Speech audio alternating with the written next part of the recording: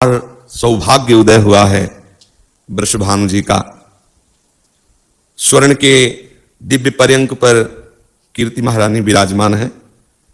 वृषभानु जी नित्य नियम से यमुना जी की आराधना करते थे जाकर के, जिससे उन्हें एक सुंदर लाली की प्राप्ति हो। लाला की तो प्राप्ति हो चुकी है। श्री जी के एक भाई थे, क्या नाम था? श्रीराम। लाली की प्राप्ति के लिए आराधना कर रहे थे। यमुना जी में उन्हें एक प्रातःकालीन बेला पे सुंदर दिव्य कमल दिखाई दिया।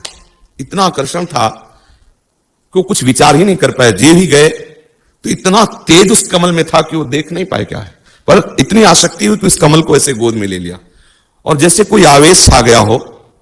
सब नित्य कर्म भूल गए, क्योंकि जब प्रेम का प्रादुर्भाव होता है तो नियम अंतर ध्यान हो जाता है, और प्रेम की मूर्तिमान लाडली है तो सब नियम अंतर ध्यान भूल गए। अतिशय उमंग में वृषभानुपुर की तरफ, रावल कहते हैं महल को, राजा जिस महल में निवास करता है उसका नाम रावल होता है। रावल की तरफ कदम अपने आप चल रहे हैं। प्रेम विवश है, उन्मादकारी प्रेम श्री जी के चरणों से प्रवाहित होता है। सत्प्रेम सिंधु मकरंद रसौग धारा, धारा प्रवाहित होती प्रेम।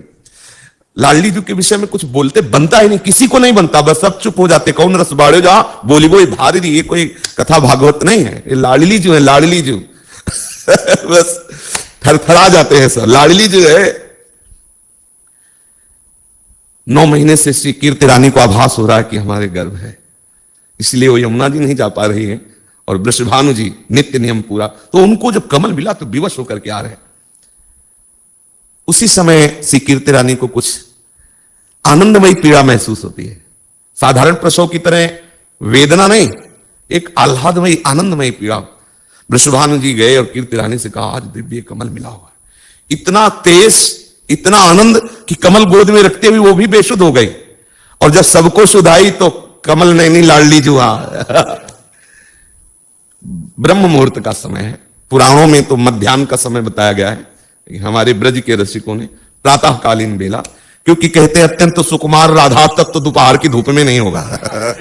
क्योंकि भगवान तो अवतरित हो सकते हैं, लेकिन हमारी अत्यंत सुकुमारी लाडली प्रातःकालीन बेला पे, अति शीतल अति मंगलमयी शांत बेला पर, शुक्ल पक्ष, अंधेरे में ठाकुर जी प्रकट होते हैं।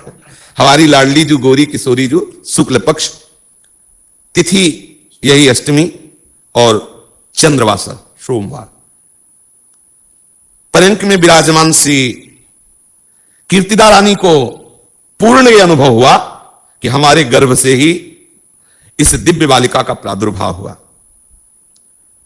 बहुत सी सुंदर सुंदर वृद्धा गोपिकाएं पीड़ा की सूचना सुनकर, आनंदमय पीड़ा की सूचना सुनकर आ गई थी, लेकिन उनको कुछ भी सेवा नहीं मिली, क्योंकि लाडली जो का प्रादुर्भाव उस कमल में पहले ही हो चुका था।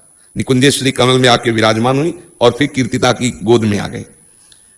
सब आश्चर्यचकित है, इतनी ज्योति, सबके नेत्र चकाचौंध है। जब लाडली जी प्रकट हुई,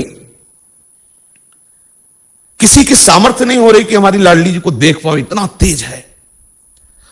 ऐसा अनुमान करो मानो करोड़ों चंद्रमा एक साथ उदय हो गए हो वृषभानु भवन में। अब श्री जी के आगे बस हम आप तो कोई सामर्थ्य नहीं, कवियों की तो कोई सामर्थ्य नहीं। कवि के लिए तो महाप्रभु कह रहे, देवलोक भूलोक रसातल सुनि कवि कुल मति डरिए। जैसे अभी हो रहा है, कुछ बोलने के समय सामर्थ्य नहीं रहती किसी की लाडली जी के विषय में। अगर वो फर्राटे से बोल रहा है तो अभी संबंध नहीं हुआ श्री जी के चरणों में, और अगर संबंध है तो फर्राटे से नहीं बोल सकता है, तो पक्की बात लड़खड़ा के गिर जाएगा। कुछ बोलना होगा नहीं, वो फिर वो सामर्थ्य देती है बोलने की। ऐसा लावण्य, ऐसी सुंदरता पूरे महल में छा गई। और पहले से ही दुर्वासा जी, श्रृंगी ऋषि, करभाजन जी, गर्गाचार्य जी, सांडिल्य जी, बड़े बड़े महापुरुष जो श्री कृष्ण जन्म उत्सव में ब्रज में वास कर रहे, वो सब आकर वृषभानुपुर को घेरे हुए थे कि आने वाली है लाडली जी।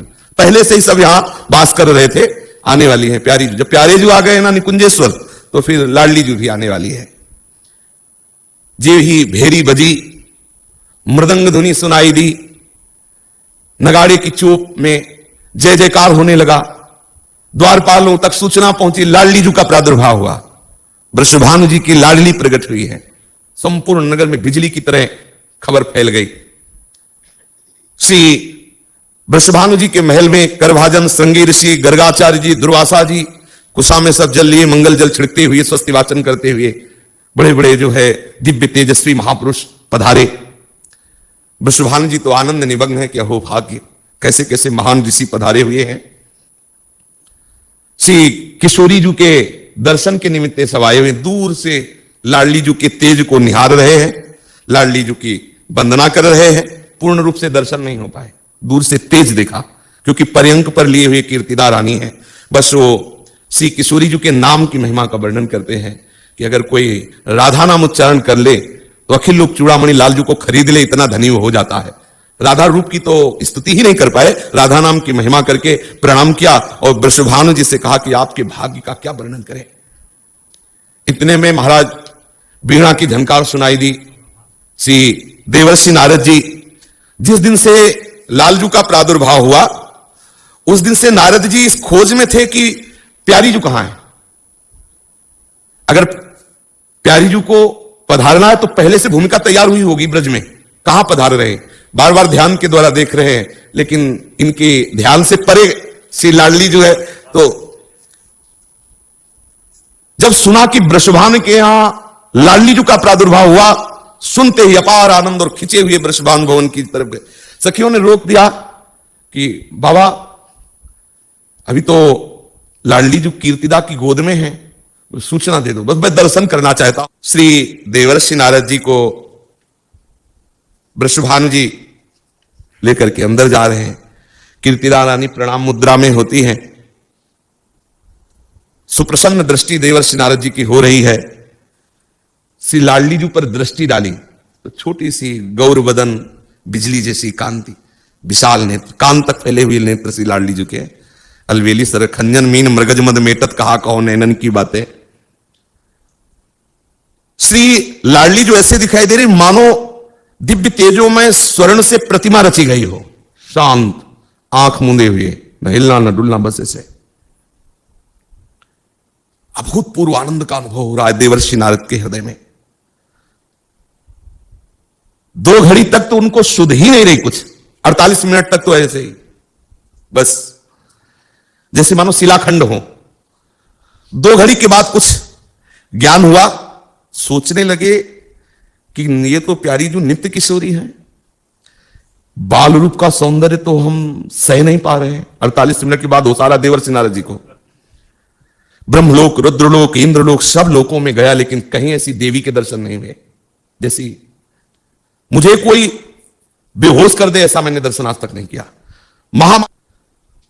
अपार प्रीति उमड़ रही है गोविंद के चरणारविंद में इस बालिका के दर्शन से।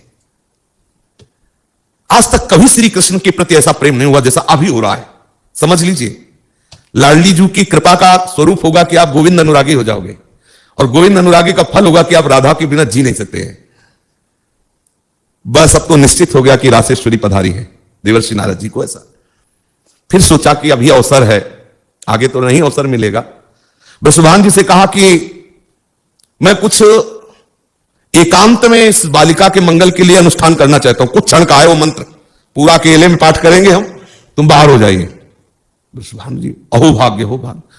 वृषभानु जी बाहर हो गए, सबको बाहर कर दे, केवल बालिका अकेले गदगद कंठ से अश्रु प्रवाह करते हुए स्तवन आरंभ किया। आभास हुआ कि यही प्यारी जो है मूर्छित होकर गिर गए।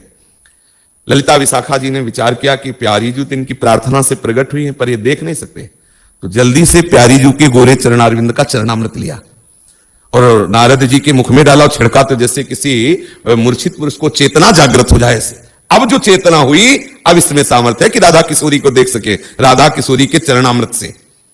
जी ही प्यारी जू को देखा, देखने की सामर्थ्य नहीं थी, शरीर कांप रहा था। ललिता विशाखा ने कहा जल्दी से प्रणाम कर लो, नहीं अंतर्ध्यान हो जाएंगे। देवर्षि, ये तुम पर कृपा करने के लिए निकुंजेश्वरी का जो रूप प्रकट हुआ है, केवल आप इस एक क्षण के लिए है। देवर्षि नारद जी ने प्रणाम किया, प्यारी जू फिर वही बाल रूप में। नारद जी ने आवाज की, वृषभानु जी आए। वृषभानु जी ने कहा कि बहुत कृपा हुई, आप पधारे। महाराज, एक चीज हमारे हृदय में बहुत दुख दे रही, हमारी लाडली आंख नहीं खोल रही अभी तक, आंख मूंदे हुए है, शांत पड़ी हुई, हिल डुल नहीं रही, ना बोल रही, मतलब एक कुछ तो होना चाहिए, बस एक ऐसा लग रहा है कि मूर्ति जैसी है। नारद जी ने कहा वो उपाय तो अभी हम किए दे रहे हैं। वीणा उठाई, जय कृष्ण मनोहारिणी, जय वृंदावन प्रिय। कृष्ण मनोहारिणी, जय कृष्ण मनोहारिणी। जीव ही कृष्ण मनोहारिणी ऐसा शब्द लाडली जी के कान में पड़ा, बस हुंकार करके नेत्र खोल दिए। हमारी श्री जी के नेत्र तुम्हारी तरफ आवे, उसके लिए एक ही उपाय है, लालजू का यश सुनाओ, लालजू की महिमा सुनाओ। दृष्टो ही चंपक लते चमत्कृतांगी। लालजू की महिमा, लालजू का नाम, लालजू की रूप सुनते लाडली जी बरस पड़ती है, और लाडली जी की बात सुनते लालजू अधीन हो जाते हैं। इसीलिए रसिक जल युगल चर्चा करते रहते, कभी प्रिया की चर्चा, कभी लाल की चर्चा, कभी प्रिया लाल की चर्चा। नारद जी कृतकृत्य होकर के उत्सव में आनंदित हो रहे हैं। अब यह सूचना जेहीधर लालिप का प्रादुर्भाव हुआ, तत्काल शीघ्रगामी घोड़े पर विराजमान होकर के एक दूत गया और नंदगांव में बताया वृषभानु जी की लाडली हुई, लाडली का प्रादुर्भाव हुआ है। देर लगी क्या, बाबा मैया लाला को गोद में लेकर के पधारे। सखी जन और ब्रजवासी जन आनंद मोद में भरे हुए उत्सव मना रहे हैं। कोई कुछ वार रहा है।